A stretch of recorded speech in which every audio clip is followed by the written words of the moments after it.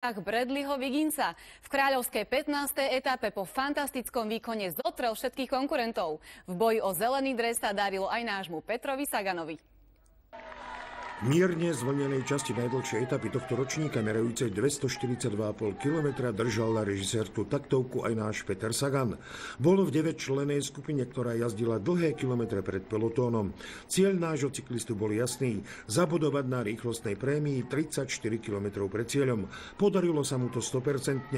Vyhral ju a zvýšil svoj náskok v bodovacej súťaži pred Cavendishom na 99 bodov.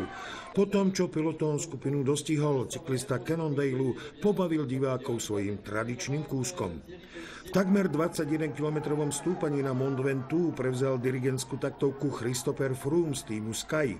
Najskôr nechal za sebou Alberta Contadora, potom dostihol Quintanu, aby v nadmorskej výške 1912 metrov nad morom suverene triumfoval pred Quintanom z Movistaru a Nievem z Euskaltelu.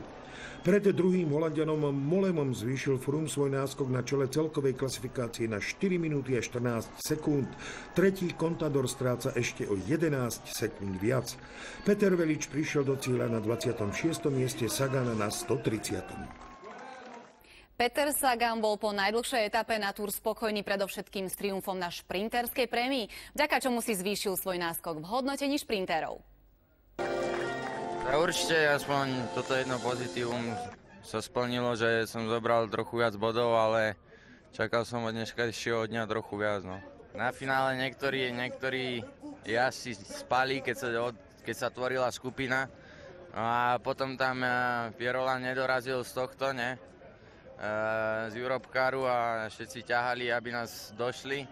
A nakoniec vlastne celý pretek zostal v celku, že pod kopec sme prišli s 3 minútami, no a potom už som vedel, že nemá význam ísť ďalej akože na doraz kvôli tomu, že by som prišiel, ja neviem jak.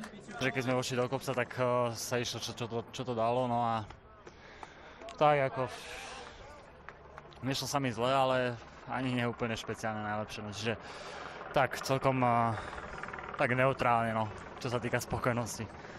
Peťo Sagan a celá Tour de France 2013 bude mať zajtra druhý deň voľna. Z Mont Ventoux Peter Štefanec, RTVS. Prvé kolo Sorgon Ligy